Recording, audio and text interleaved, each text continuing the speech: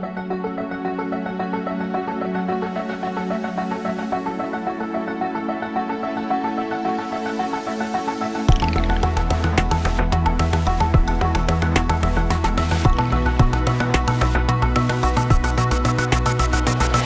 and welcome to CXM. My name's David Dungay. We're here live at Enterprise Connect in the sunny Las Vegas.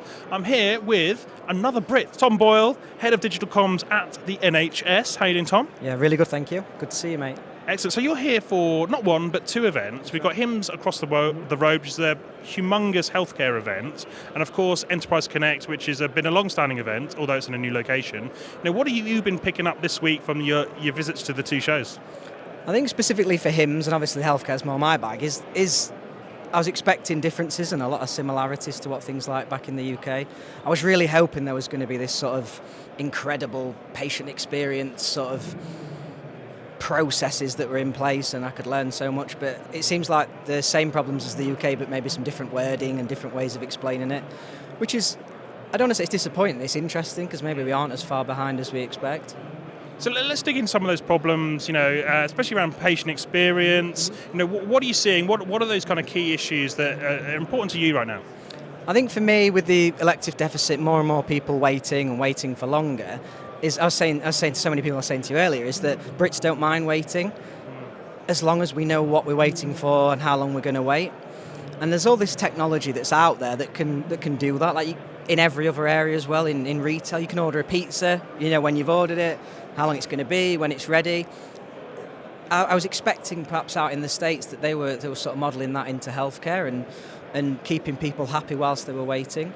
I think as well, because of the private nature of healthcare out here, I thought that the commercial model and sort of that would maybe give the impetus to spend more, to obviously keep your competition at bay and maybe do your own brand well-being good. But yeah, it doesn't. I don't know. Things are more similar than different, really. It's interesting. Yeah, that is an interesting point. A completely different healthcare system, but it's those similar challenges. Maybe let's talk about some of the technology. Okay, in the room, I don't think anyone's not talking about AI. Have you picked up anything this week that you thought, I can bring this home, or this is something new that will really help me, or the NHS, deliver something different?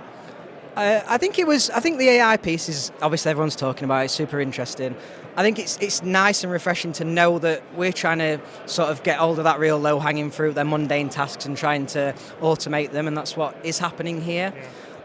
I think I don't know if it's too similar. I haven't spoken to too many people maybe in the media over here, but we sensationalise everything. You know what it's like back at home. AI is going to cure cancer is where we'd start, and because we've not done that, we work backwards from it. And I think it's refreshing to know that people here are starting at that real low level and maybe working towards curing cancer. Yeah. So I think that's nice, and I think that would be really useful to translate back at home. But it seems that, I think a lot of people are doing similar stuff, just in a bit of a different way. That's a really good point, actually. I was speaking to a company just across the road there, and they were talking about a very simple AI use case, doctor's notes, using AI to generate those notes. Doctors spend a huge amount of time writing up things, and suddenly you can give all that time back to them.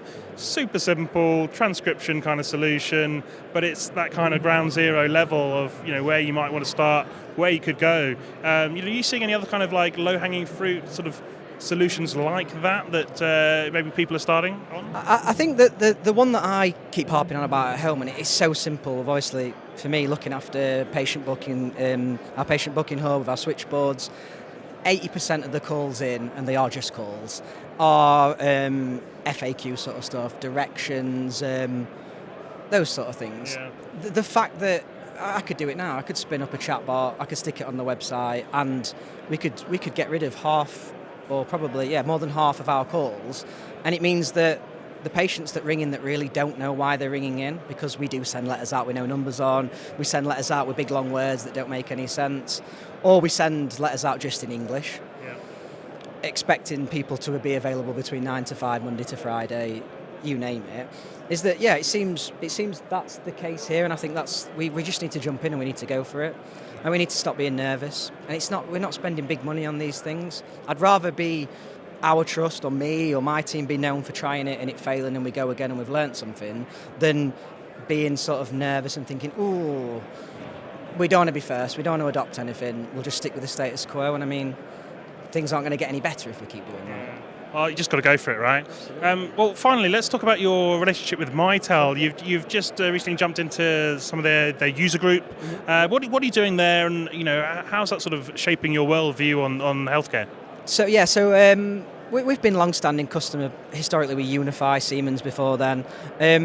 Got a good relationship with Mitel now, and about 3-4 months ago they advertised for a board member for their user group, so ultimately sort of like a traditional non-exec director role in the UK, just to keep their board honest, to keep the customers' sort of voice out there. So I took that on not even a month or two ago, it feels like now, and jumped straight in and out to the States to sort of get some learning, help them with their brand awareness as well. And it works really well for me because I'm a bit of a traditionalist, in all honesty, with telecoms, is that the nature of the business that we're in, large acute campuses, the risk involved in picking up the phone and needing dial tone. I've never been a massive advocate of going all in with cloud, especially not for emergency stuff. Contact centre, those sort of things, yes.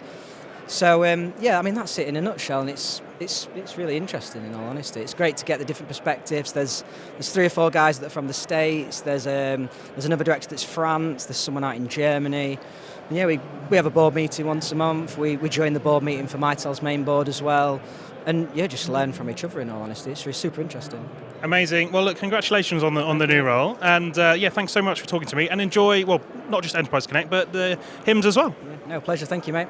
And thank you for watching me, David Dungay, at Enterprise Connect.